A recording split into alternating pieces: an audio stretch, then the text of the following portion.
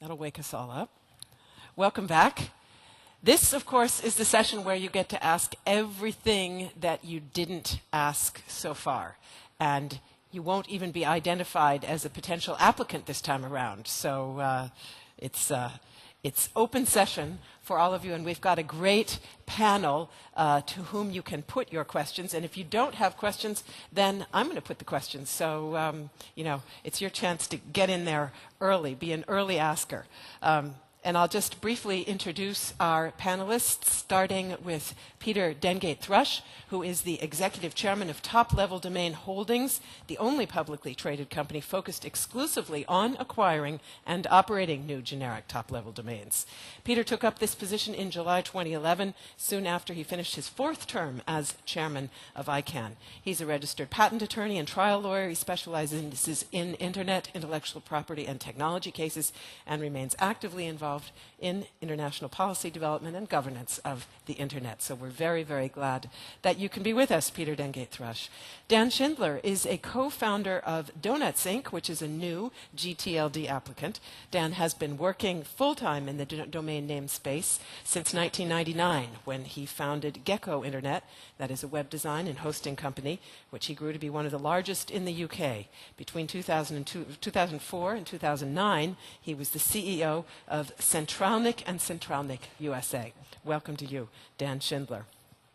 We also have with us Tina Dam. She is another ICANN veteran and alumnus, and also a co-founder of mytld.com, which is a GTLD management and consulting company that specializes in launching and managing new domain names and search engine optimized TLD platforms for Fortune 500 brands and industries. Tina's leadership played a vital role in shaping the latest effort in transforming internet architecture and the domain name system into a truly global platform.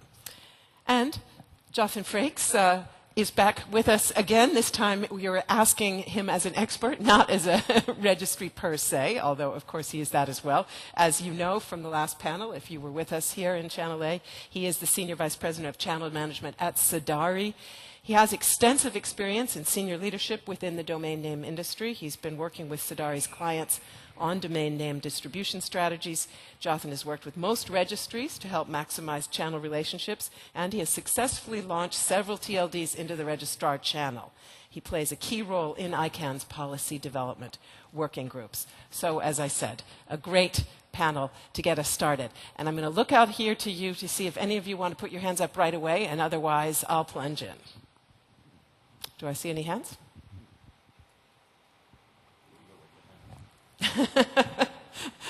Okay, Peter Dengate Thrush. Then let's start out, and I'm going to start out with the question that came to mind for me even before I got here today, because I was reading up on you, of course, and saw a quote that you said you felt that this would be a tremendous spur to innovation and creativity. And I'm wondering where you see that impetus. Where's that going to come from? What gets you excited about this?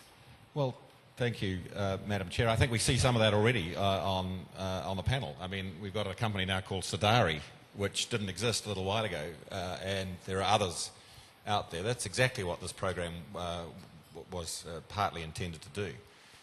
We saw the same thing a few years ago when we changed the rules from one registrar to what are apparently now 980 registrars when ICANN first introduced competition at the registrar level. We're going to see exactly the same thing again with competition at the registry level.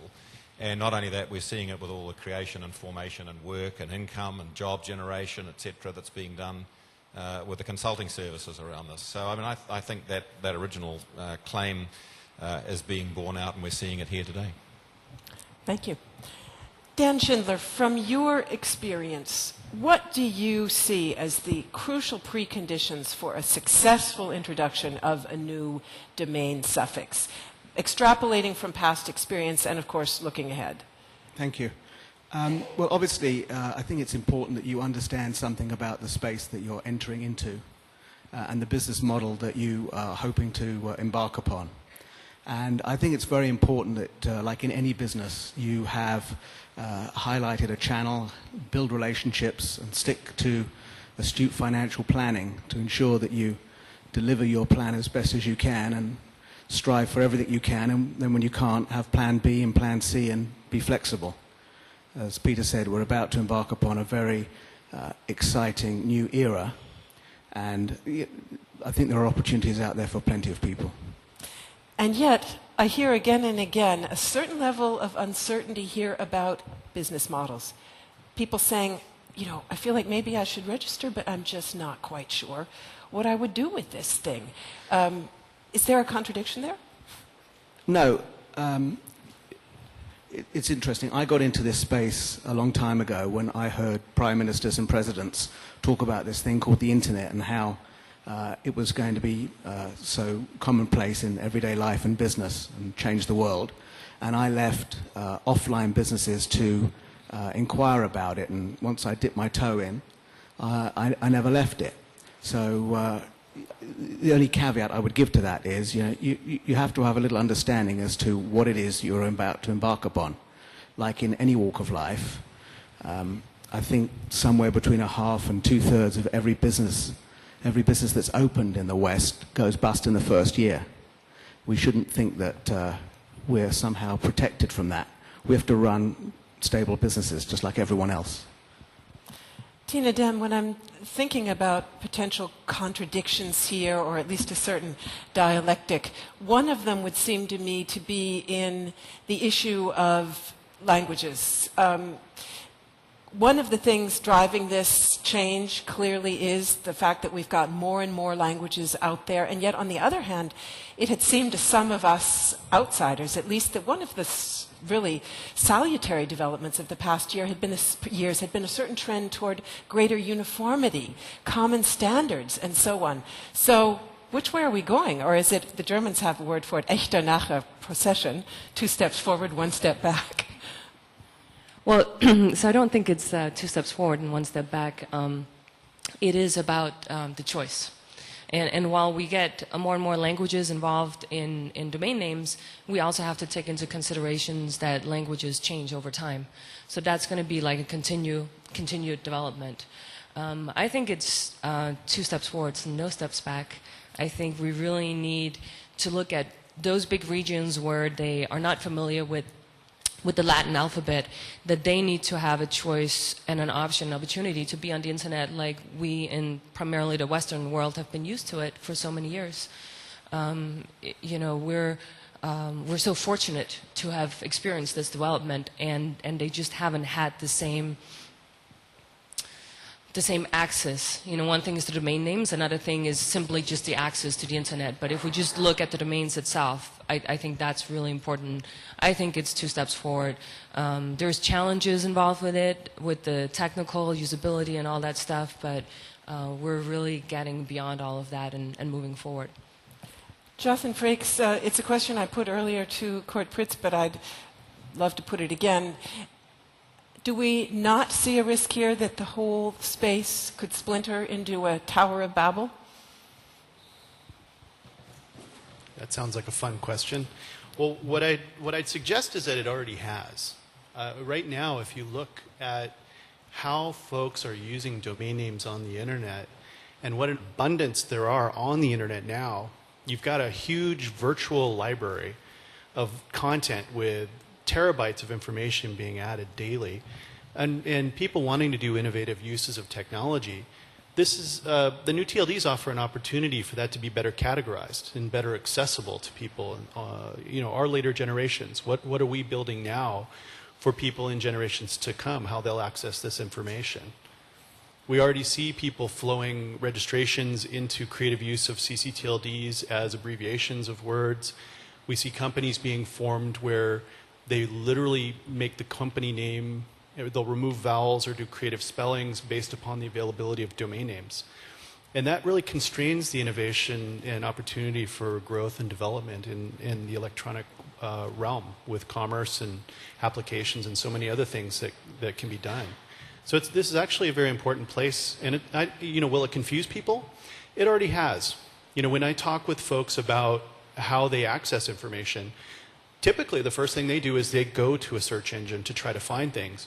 And then they make logical decisions based upon what they see as the domain name and how it relates to what it was they went and searched for from the results that they find. So it's already, I think it's actually going to improve what's actually happening currently. We're going to be touching on that subject. I'm going to ask a follow-up question to that, and I was going to put it to you, but you can maybe add on whatever you were about to jump in on anyway. Yeah. We're going to touch on this subject tomorrow as well, but one thing that does interest me very much as a user is how do we think this might change the way people search, or are they going to search? Could this diminish the role of search engines in general? Thanks. Just a couple of quick points. I suggest you change the metaphor from splintering into flowering, because that's how I see this. I think the fact is this is going to map the internet much more closely to, in fact, the real world. People are out there actually using words like flower and movie and beer, and having .flower and .movie and .beer really isn't a splintering. It's just people being able to use ordinary English generic words to describe things. Not to mention all the cultural and linguistic and social, community and regional applications for all the advantages that those bring. So there's a challenge, I think, to see this as this is just the internet much more closely mapping to the real world. And in that sense, becoming more perhaps intuitive. Yeah. Does that change the role of search engines? I don't think it does, because there's so much information. You need something like a Google or the other search engines to find it and pass it for you. So I don't think that's going to change much. The other thing I think you've got to be very careful about is patronising the users. People will take a small amount of time to adjust, just as they do when a brand new BMW comes out. But nobody's actually confused that it's got new features and new facilities and can stop in a shorter distance and can go faster than the previous model. These are sort of things that people get used to. So to suggest that somehow the internet community needs to be shielded from choice and needs to be protected from having to make decisions is, I think, is a very patronising and dangerous kind of assumption. It's the it's the community itself that has called for this.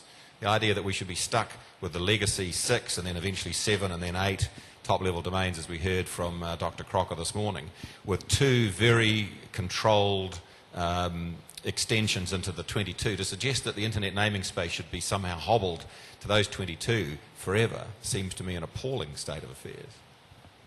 I'd like to put the next question to anybody who'd like to pick up on it, perhaps quite logically also Peter Dengate Thrush, but maybe not only. In the past, not all that many domain suffixes have really generated high numbers of registrations. Everybody here is clearly worried, or at least interested in whether this thing just gets totally out of hand with hundreds and hundreds of applications. Is there a chance it could go the other way?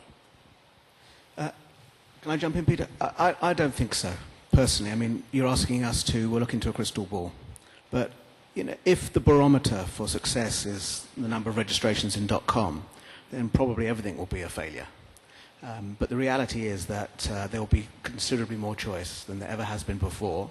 And, water will find its own level. People will be able to perhaps register names and build businesses and develop innovations in areas that they can't right now because they can't get a name in a .com space because it's so saturated. Anybody else want to address? Yeah, please. I think the number of domain names registered is going to continue just going up. But I do think we have to think about one thing, which is some of them are going to fail.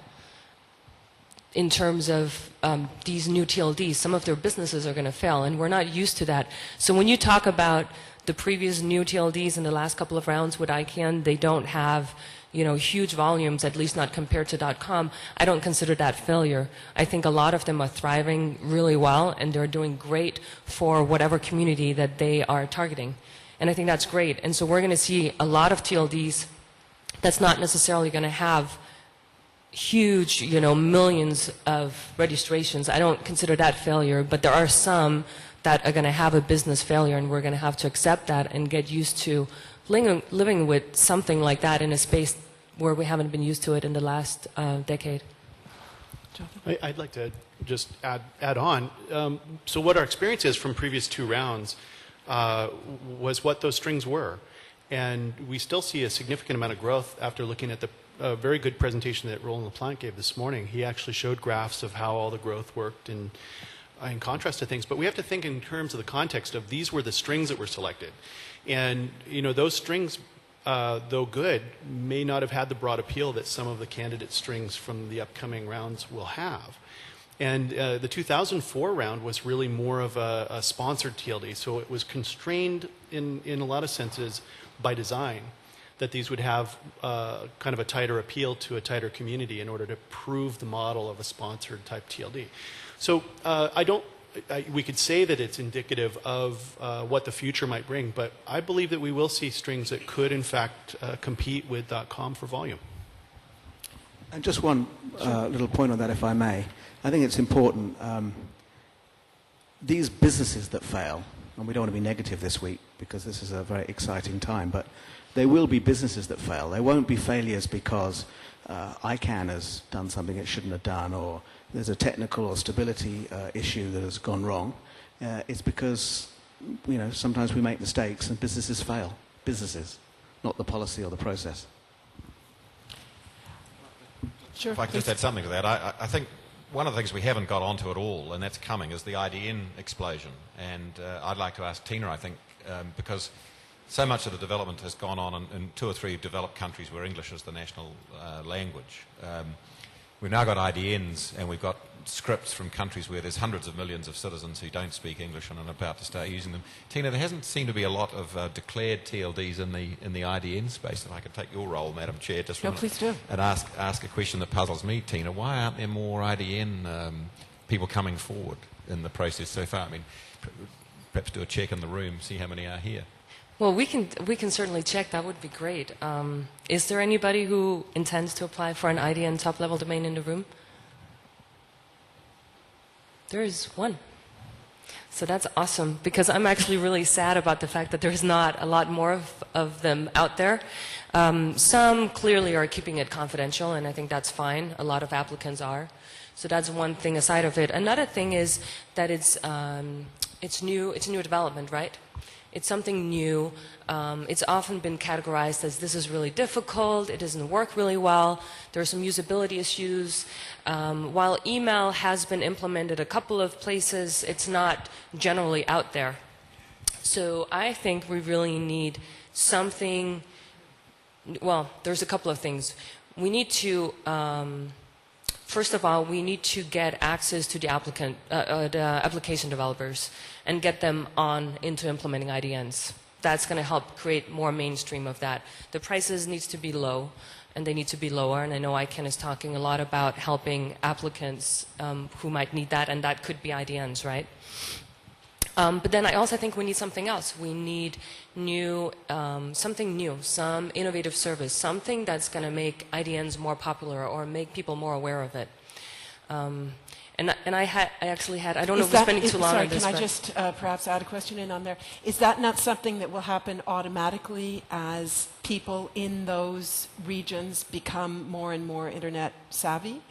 I think it will, and and that actually leads me to my question, because I was in India recently, and I asked a question in the group that I was training, and I said, well, how do you feel on a daily basis? Do you feel like you're catching up with technology all the time, or do you feel like you're waiting for technology to catch up with you and your ideas and your things that you want to develop?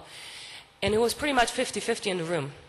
And I thought that was really interesting, because when I asked the question 2 weeks later in San Francisco, it was like 90-10 or something like that. And the 90 was people were struggling to keep up with technology. So I think there is a very big difference. I think we're not really aware of it. We haven't seen what's coming from other parts of the world where they're on top of it and they're ready for the next thing. We in the Western world have a more tendency to be struggling to catching up. So I was going to ask a question in the room, if I could. Please. So who feels like on a daily basis that you're struggling with catching up, or you feel like you constantly have to catch up with technology? And I guess nobody want to raise the hand now, because I already... and who feels like they're waiting for technology to catch up with them? Okay, so not a lot of response. You guys are tired at the end of the day, but I just think at least that's how I see it. When I'm out in Asia, the Middle East or other regions, it seems like there is a much more aggressive activity towards doing new things. Well, and of course that is the reason for the term leapfrogging, that in some cases other countries are leapfrogging over phases that we thought were essential. This is just a word that if you want to ask questions, please do so at any time, because obviously if you don't ask us, we're going to ask you. So anybody with a, please. Tell us about what's going to be new and innovative in these things. What are we going to do differently? If I knew that, I would not be sitting on this panel. I would be out doing it. I don't know. I really I don't know if anybody wants to make guesses. It's a really good question. The one thing I got out of India is they start doing a ton. I was so impressed. Like within 24 hours, they came back to me and they said, here's a bunch of ideas that we want to fast track. There's this 10-10 rule that says it takes 10 years to develop an idea, and it takes from idea to standard, like a technical standard, and then another 10 years to get it out into mass market. And I said, well, we spent the last 10 years on the IDN technical protocol. Are we now going to spend another 10 years to get it out into mass market, or can you come up with something innovative that's going to make that go fast? They came back with like great tools, search engines, focused on India, like just all kinds of stuff. I don't think there's one global thing. I think IDNs being internationalized, I think what you need is something localized. You need localized initiatives, and then that's going to bring it all up. Oh, I'd like to also respond to the question, which, as far as innovation goes, I've actually, at Sadari, we handle applicants. They come to us and they're looking for all kinds of things. One of the most interesting profiles of a potential applicant, and this is where I see some innovation, there's application type top-level domains like .tel, which took and used the DNS and the domain system as an application to develop upon a new technology or a new premise. But I also find out there's different types of applicants. We've talked about brands, we've talked about city TLDs and generics. But one of the most interesting group that talked to me was a family trust that were looking to register a top-level domain for their surname and provide them to family members. And that I couldn't have possibly expected. And I think we're going to see a lot of these different types of applications. And so that's another type of innovation. More questions in the audience? Sorry, I should probably identify myself. Well, you could just join us on the panel. Sorry, I'm Jothan's colleague at Sadari, Jenny Larson. I'd like to hear, in addition from Tina, the focus was on IDNs, from the rest of the panel, what are some of the different innovative things that you've heard speculated on what's going to be different in the new namespaces, different uses? Well, one of the, not so much a new use, but the strength thing, contrary to the opposition that we heard from a lot of my brothers in the IP community for a long time developing the program, it's really gratifying to see the IP community starting to turn around and see what an advantage this is going to be for strengthening their brands. The much greater control that brand owners are going to have over their entire presentation on the internet when they can control it from top to bottom. We had a couple of examples early. So I think that's something. Brands are going to be, and somebody said, forget the numbers that were being predicted, 100 generics and 1,000 brand owners. We're going to see, I think, more brand owners coming into this and embracing it. And I think that's a very gratifying change. I think it was good of the brand owners to spend as much time as they did on developing the protection mechanisms they've done. And now they are going to be the major recipients, I think, of the new program. Would anybody else like to address the question, what's new? Then may I ask a brief follow-up to that? I sat at lunchtime with some of your colleagues, and there was some concern about the idea of confusion as a standard for initial evaluation of possible trademark infringement. And if we take the example that was discussed here earlier today, Bayer, for the company that makes aspirin, and Bayern, the state that we're now standing in, for anybody in the German market, there's no confusion there whatsoever. They may be only one letter apart, but no confusion. Well, that's because I think what we're trying to do, and this is largely the fault of the trademark lawyers themselves, is they've imported a relatively sophisticated concept from trademark law into the internet, and it doesn't actually map terribly well.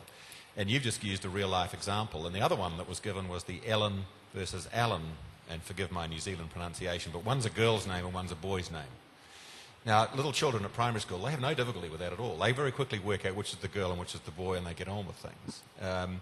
the intellectual property concept of confusion is actually a whole mass of issues, which is starting off with the look and sound of the word, the goods that it's used on, the market that it's delivered, and the sales channels, etc. It's a really complex issue, and it doesn't map terribly well to just putting two words side by side and saying, will people be confused? So I think that's part of the problem, is trying to use a well-developed IP concept with a whole lot of extra facilities into just a straight side-by-side name comparison. So how would you get around that? If, you know, are we going to have panels sitting there discussing bio versus bion for hours or days on end, when in fact it seems like common sense to anybody removed from the process? Well, we've got the man responsible for that over there, ask Olaf. But no, I hope that, as you just said, common sense will prevail, and distinct differences will be allowed to distinguish instead of people having to wrap things up into these other concepts. We had a great discussion in this room a little bit earlier about security and stability. I'm wondering where all of you see the biggest questions or risks in that area. Are there things that you're a little concerned about? I'm not a technology person, so not quite sure where I'll be the first to pick the microphone up. But, you know, there are, whatever the number was, 3 billion users out there. And, you know, they seem to have coped okay up until now. There have been elements within the community who have, I think, scaremongered that the security and stability issues are going to, you know, be the straw that breaks the camel's back. Just like Peter was saying on the brands, I, for one, don't see the terrible confusion around Bayern and Bayer. And where can it go wrong if somebody puts an N on by mistake? You know, it's not the end of the world. The fact that we can't perhaps come up with better examples than that probably suggests that there really is not much confusion at all. Anybody else want to jump in on that? Or? So I wasn't here throughout the whole session on technical security. If it was just technical, I agree. I mean, No, it was, the point was made that in fact much of it is not technical, that what might be a bigger issue than the technical side is who's working as a contractor for your company and maybe doesn't have, maybe you don't have all the security clearances on him that you need to?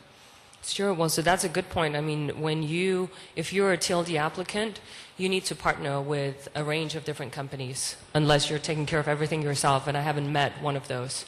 So you need to make sure that you partner with the right companies. Absolutely. Or you risk up front that you're not going to pass the ICANN criteria. But more importantly, if you do pass that and later on you launch and you can't fulfill all of the promises you made, or things aren't operating in the right sense, that's going to be a bigger problem. We talked about failure before. I would really not like to see that we have those types of failures. I mean, business failure is absolutely okay and it happens, but you have to do your due diligence in who you partner with. But so I was going to say, one thing is security issues that jump out of user confusion, or perhaps policies and registration rules and that kind of stuff. Another one is like pure technical DNS stability and security. And I think ICANN has already cleared with the technical community that that's not a big concern. Jonathan, you well, want to... I had the privilege or opportunity in a large span of time to participate in a group within ICANN's called the Higher Security Top-Level Domain Process. And we ballied about a variety of different ways to help make zones secure, more secure, and identify things. And ultimately, throughout the group's efforts, we did expose a significant number of individual pieces from different standards that are well published, like the ISO, NIST, and some other European standards that really do help to work on the consumer confidence. But ultimately, it was mostly an issue of consumer confidence. Very similar to when you use your web browser and you have the little lock show up and you see that it's HTTPS. You have a higher degree of confidence that your information is encrypted point to point. You feel more confident about providing certain information in that process.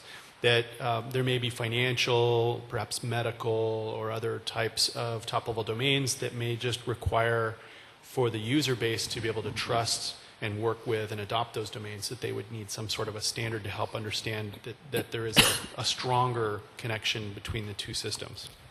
Excuse me. Tina mentioned just a moment ago that pretty much anybody who applies is going to be needing to subcontract very large range of services. We also know how high these registration fees are. When we're asking ourselves, who should apply now? Who should wait and see? Well, clearly, the only people who can apply are those with pretty deep pockets. Is that something we should be worried about, the fact that small or medium-sized enterprises may be more or less de facto excluded here? Just get the context that somebody running a global marketing campaign and somebody who wants to take a global piece of internet infrastructure, $185,000 is not a lot of money. I mean, you won't get a marketing campaign in a single city in the United States for that sort of price. So on a global scale, for getting a piece of the global internet under your control, I suggest that $185,000 plus the associated cost, call it $500,000 for what you get, I think is not a large amount of money. But even taking that point, there's been a constant effort running at ICANN, which is hopefully coming to a close shortly, to help needy applicants who can't afford that application fee. So even though I say it's not a terribly large amount of money, there's quite a lot of recognition that there may well be some worthy applicants who can't afford that. So that's being addressed, I think, in those ways. Tina? Sure. Yeah, so I don't think we should be concerned. I think when you start on something new, it's going to have a price to it. And so those who can afford the price, and this is cost neutral, right? And if there's more money, it will go to something good in the internet. But it has to have a price to it. And those who can afford that price are the ones who probably are best, who have the best capabilities of managing this in the right way. And obviously, I mean, we need this first round to go really well so that subsequent rounds can be initiated as early as possible and we can have this continuously going. So I don't think we need to be concerned. I will say the only caveat to that for me is I have a clear opinion that the IDN TLDs need to go for a lower price, and that's because it's new development and we really need to get that out. But I'll stop with that. To your point, I don't think it's a concern either. In fact, is it not also possible that everybody is trying to predict how many applications there will be and whether there'll be brands or generics? And of course, nobody knows. We're all guessing. But based upon what we're thinking and the large proportion of applications being brands, I think there's an argument that says there's a tremendous amount of cost saving to be had for these brand holders who, once they're in control of their own suffix, perhaps don't need to spend the money that they have been spending up until now, and some of which is many millions of dollars a year, in what they would call protecting their brand across a variety of different strings. If it doesn't end .Citibank, it's not us. If it doesn't end .Yahoo, it's not us. And those type of global brands have the opportunity to reach out to the world in milliseconds for nothing. So I think $185,000 a year, not to say they'll drop all their other suffixes immediately, would be a terrific cost saving for them. Jothan? I'd also comment, there's two comments I have. One is, if you have an interest in the new top-level domain, the application fee is really just the tip of the iceberg as far as the costs go. This round, and in future rounds, you're still going to have a lot of costs related to, your SRS system, what registrars connect into, what your DNS infrastructure is, and your staff in and around supporting the TLD, so you have good, competent, educated people answering the phones and butts on seats to handle finance and other things. So it isn't in context to what your operational costs really that high, this current application fee. But for those who say that it's too expensive, there will be subsequent rounds, and this is a really innovative round now that because it is sort of the early phase of a more open application, I understand that the costs are neutral and that they've been sorted out as to what the justification are for those costs, but they will more than likely go down over time. Let me look out to the audience again. Anybody want to jump in here? Sure. Could we have yeah. You're about to get a microphone.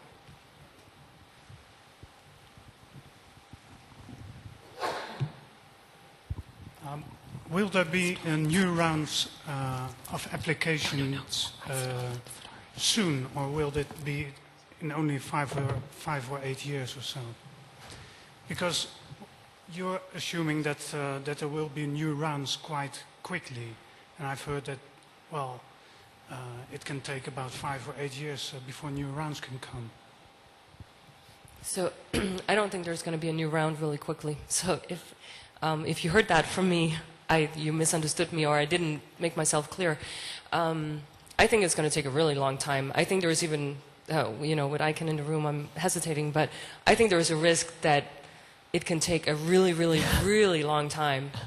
And so that's why I'm saying we need to make this first round go really well, because if it goes really well and we don't have a lot of issues with it, and till these are launched and they're really useful and successful and, for whatever their purpose is, not just volume and registrations, if we do all the things good, not a lot of lawsuits, no technical issues, all this stuff, then we can get a second round fast. And I think that would be beneficial for, all internet users and the overall industry. Peter, do you think that ICANN is likely to face legal action? What kind of lawsuits are you anticipating? Certainly. It's partly because of the culture in which ICANN is registered.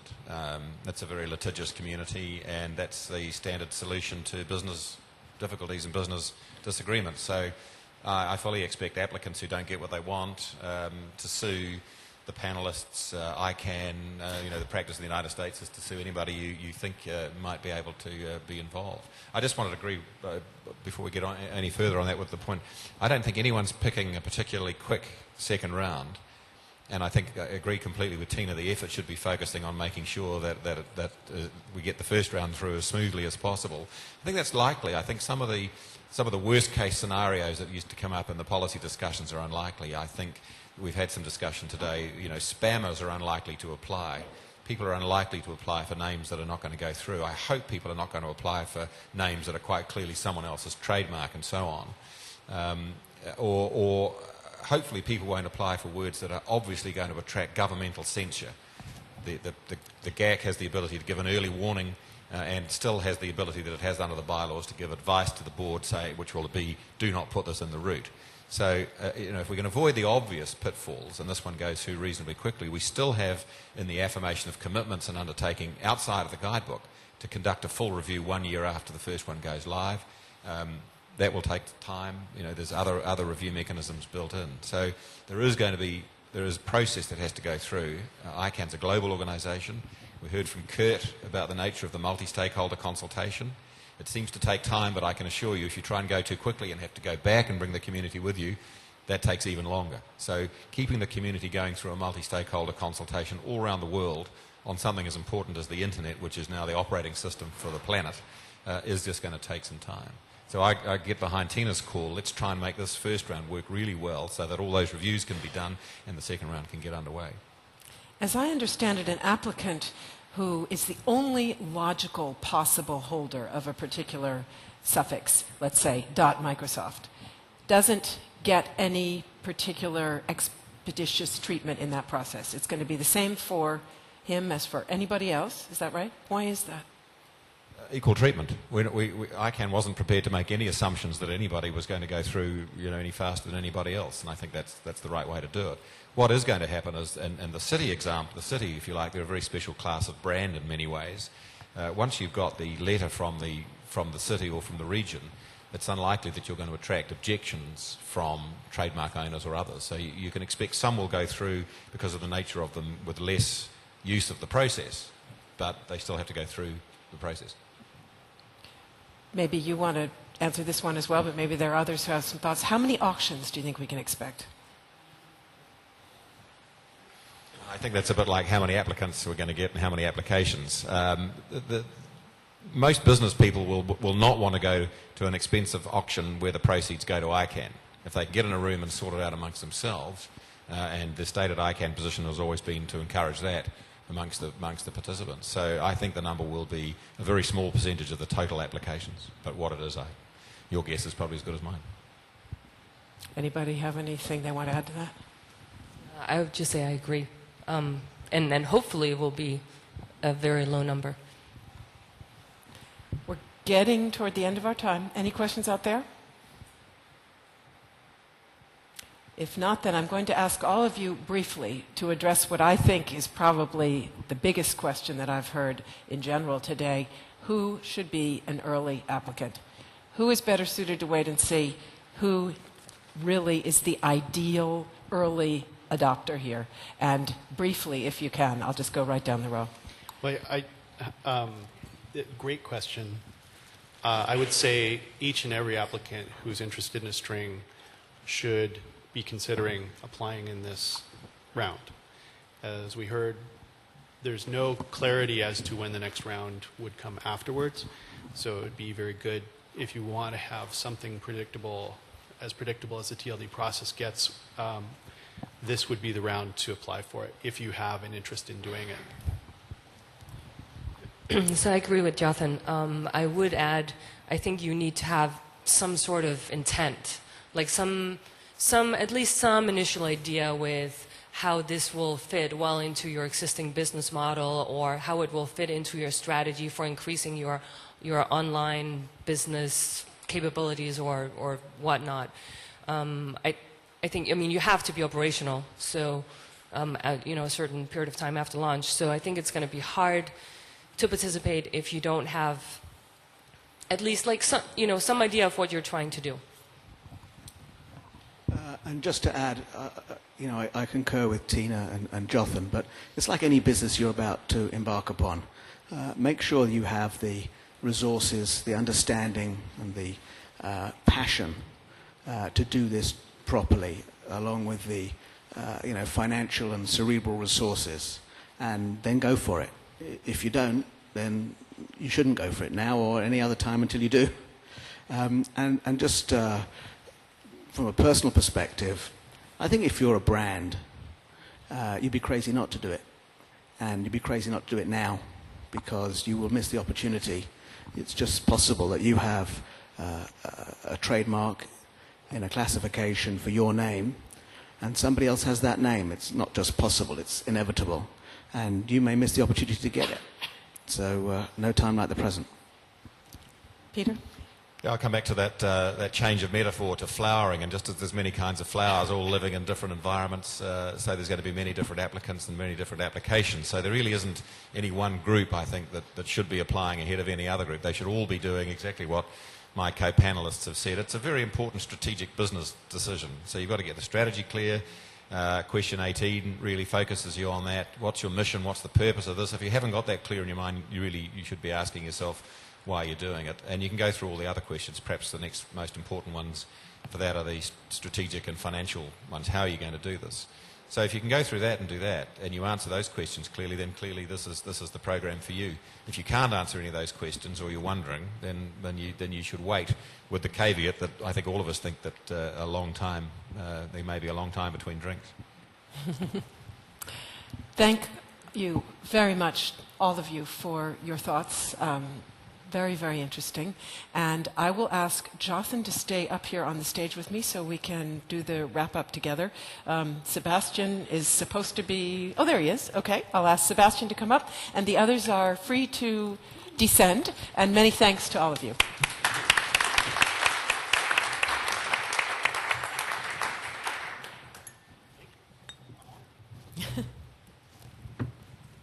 So if you will join us. We've got... two people here who've also been in channel